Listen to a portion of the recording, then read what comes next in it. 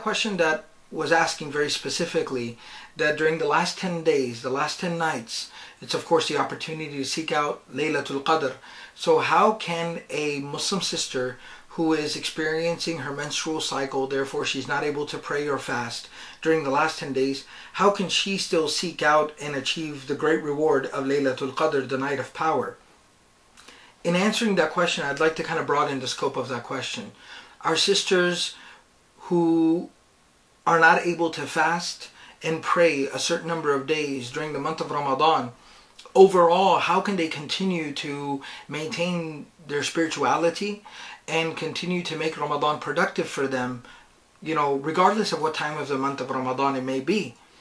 So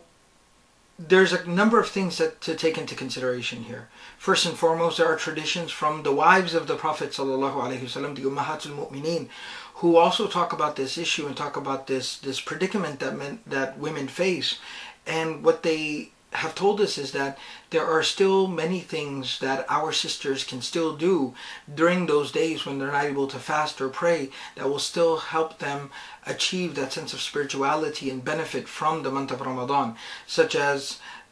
engaging in the dhikr and the remembrance of Allah subhanahu wa ta'ala, engaging in dua, sitting and supplicating to Allah subhanahu wa ta'ala,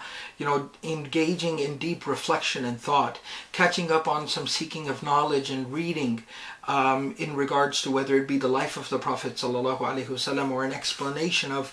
certain concepts or ideas in Islam. So between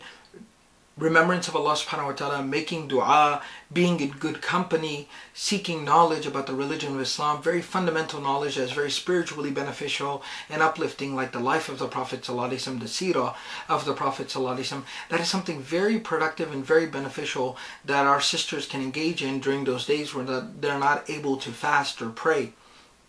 And the same would go for the night of power, Laylatul Qadr. Understand that when the Prophet ﷺ talked about seeking out the reward of Laylatul Qadr, it wasn't so much specifically about having to pray in a congregational, communal qiyam that is going on in the masjid. But what's more beneficial and more productive than that is to actually engage in individual, private worship, ibadah, reflection, remembrance of Allah subhanahu wa ta'ala during the night of the last 10 nights to try to achieve that reward of Laylatul Qadr. And overall throughout the month of Ramadan, it's a very, very powerful and productive way to maintain one's spirituality throughout the month of Ramadan when, like I said before, the sisters are not able to pray or fast. And this is something that, aside from what the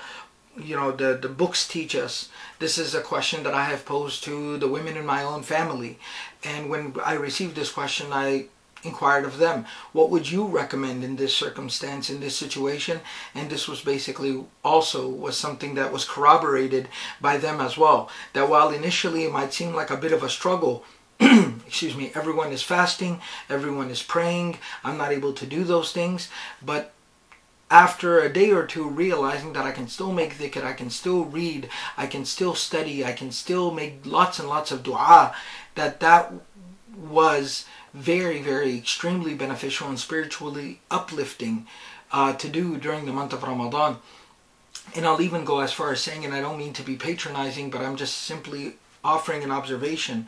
that a lot of times the communal aspect of the month of Ramadan, fasting is of course a great act of ibadah and worship, but then we're going to big iftar parties and breaking fast in the masjid or whatever the case may be, and then praying Maghrib all together, and then praying Isha together, and praying Taraweeh together. That sounds very beneficial, and it no doubt is, but a lot of times an imbalance occurs with a lot of people as well, that they're just going and doing what everybody else is doing there without sometimes even giving it a lot of deep thought or reflection. And they're not really achieving a great, improvement in their individual, private, personal, intimate connection with Allah subhanahu wa ta'ala. And that's a very powerful opportunity for our sisters to be able to achieve that during the month of Ramadan. May Allah subhanahu wa ta'ala make it a means of benefit and blessing for all of us. And may Allah subhanahu wa ta'ala reward all of our sisters who show much more greater resolve than we do throughout the month of Ramadan, that even when they're not able to fast and pray, they still are keeping up their connection with Allah subhanahu wa ta'ala. They're improving their relationship with Allah through the dhikr, the dua, the study, the good company, the seeking of knowledge, all those things that we talked about. May Allah subhanahu wa ta'ala make it a blessed Ramadan for everyone. We are one ummah who should stand with each other through all the highs and lows. One ummah, one ummah, one ummah.